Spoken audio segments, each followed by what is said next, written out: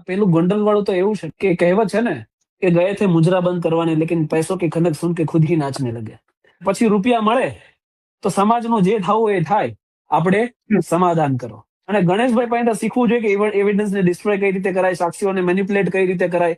કદાચ પણ કેવું છે કે બાપ દાદાઓની ક્રિમિનલ હિસ્ટ્રી રહી કે નહીં, પિતાજી તો કે આજીવન કેદના ગુનેગાર સાબિત થઈ ચૂકેલા, પુત્ર તો કે રાજકુમાર જાટમાં નાર્કોટિક્સ ટેસ્ટ દઈને આવ્યા છે, અસંખ્ય મારીની ફરિયાદો છે। એટલે તો નમસ્કાર મિત્રો, ગુજરાતી અપડેટ યુટ્યુબ ચેનલમાં આપ સૌનું હાર્દિક સ્વાગત છે।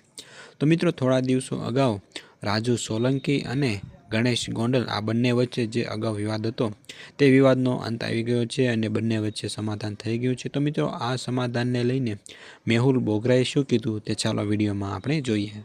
પેલું ગોંડલ વાળું તો એવું છે કે કહેવત છે ને કે ગયે थे मुजरा बंद करवाने लेकिन पैसों की खनक सुन के खुद ही नाचने लगे। એટલે આ વસ્તુ એવી છે કે પહેલા રેલીઓ કાઢો, સમાજનું સમર્થન મેળવો, સમાજને સાથે રાખો, અને પછી રૂપિયા મળે તો સમાજનું જે થવું એ થાય, આપણે સમાધાન કરો। અને હું તો કહું ક્યારેક ક્યારેક અમારા વકીલોને પણ ગોંડલ જવું જોઈએ અને ગણેશભાઈ પાસે શીખવું જોઈએ કે એવિડન્સને ડિસ્ટ્રોય કઈ રીતે કરાય, સાક્ષીઓને મેનિપ્યુલેટ કઈ રીતે કરાય। કદાચ પણ કેવું છે કે બાપ દાદાઓની ક્રિમિનલ હિસ્ટ્રી રહી કે નહીં, પિતાજી તો કે આજીવન કેદના ગુનેગાર સાબિત થઈ ચૂકેલા, પુત્ર તો કે રાજકુમાર જાટમાં નાર્કોટિક્સ ટેસ્ટ દઈને આવ્યા છે, અસંખ્ય મારીની ફરિયાદો છે। એટલે આ લોકો માટે એક હેબિચ્યુઅલ થઈ ગયું છે ક્રાઇમ કરવું, એવિડન્સ ડિસ્ટ્રોય કરવા, ખરીદ વેચાણ કરવા, પૈસાના સોદાઓ કરવા, સત્તાનો દુરુપયોગ કરવો, પોલીસને પોતાના પાવરને આધીન ચલાવવી।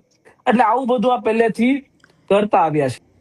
તો મિત્રો, આ વિડીયોમાં તમે જોયું ને કે મેહુલ બોગરાએ શું કીધું। તો મિત્રો, અગાઉ તમને ખ્યાલ જ હશે કે રાજુ સોલંકીના દીકરાને મારવાની ઘટનામાં ગણેશ ગોંડલ ઉપર આરોપ લગાવવામાં આવ્યો હતો અને ત્યાર પછી ગણેશ ગોંડલને આ મામલે તેમને સજા પણ થઈ હતી। જોકે મિત્રો, ત્યાર પછી અત્યારે બંને વચ્ચે સુખદ સમાધાન થઈ ગયું છે।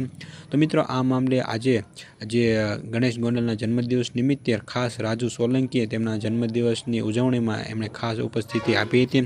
તો મિત્રો, ગણેશ ગોંડલના જન્મદિવસ નિમિત્તે તેમણે રોજગાર મેળાનું એક આયોજન કર્યું હતું, જેમાં ખાસ રાજુ સોલંકી ત્યાં ઉપસ્થિત રહ્યા હતા।